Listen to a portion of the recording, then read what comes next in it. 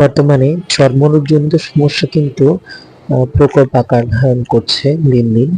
এই যে হাত দুটো দেখতে পাচ্ছেন হচ্ছে আমার বোনের হাত। তো ওর স্ক্যাবিস হয়েছে, এই রোগটার সাথে আমরা অনেকেই পরিচিত। তো স্ক্যাবিস হওয়ার প্রাথমিক পর্যায়ে আমরা কিন্তু তাকে ডাক্তারের কাছে নিয়ে গিয়েছিলাম।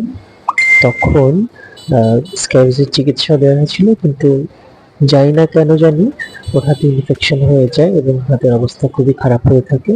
তো সেটা দেখে আমরা আবার ডাক্তারের কাছে তাকে নিয়ে যাই। তো এরপর ডাক্তার অ্যান্টিবায়োটিক এবং আরো কিছু চিকিৎসা, মলম, আরো কিছু ওষুধ এগুলো দেয়। তো এখন আলহামদুলিল্লাহ মোটামুটি ভালো পথে। তো যে জন্য আসলে বলছিলাম যে এখন স্কিন ডিজিজ ব্যাপারটা কিন্তু খুব বেশি পরিমাণে বেড়ে চলেছে। আর স্কিন ডিজিজের যে কি বলে চিকিৎসা খরচ সেটা কিন্তু অনেক বেশি। তাই আমরা সবাই সতর্ক থাকবো যাতে করে স্কিন ডিজিজ যে ব্যাপারগুলো হয় সেগুলো থেকে পরিত্রাণ পেতে পারি, অনেক বেশি পরিষ্কার পরিচ্ছন্ন থাকবো। তো সেদিন আমার বোনকে নিয়ে আমি ঢাকা মেডিকেল কলেজে গিয়েছিলাম। তো সেখানে গিয়ে এরপরে আমি যেহেতু ওর অবস্থা, হাতের অবস্থা খারাপ ছিল, খুবই খারাপ ছিল, অনেক কষ্ট পাচ্ছিল। তো আমি ভেবেছিলাম যে এমার্জেন্সিতে দেখাবো, এমার্জেন্সি থেকে টিকিট কিনবো।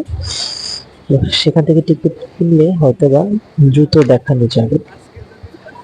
কিন্তু আমি আসলে বুঝতে পারিনি যে এমার্জেন্সি থেকে টিকিট শুধুমাত্র সেই রোগীদেরই বা তাদেরকে নেওয়া উচিত যাদের কিনা ভর্তি করানো লাগবে, রোগীর ভর্তির প্রয়োজন।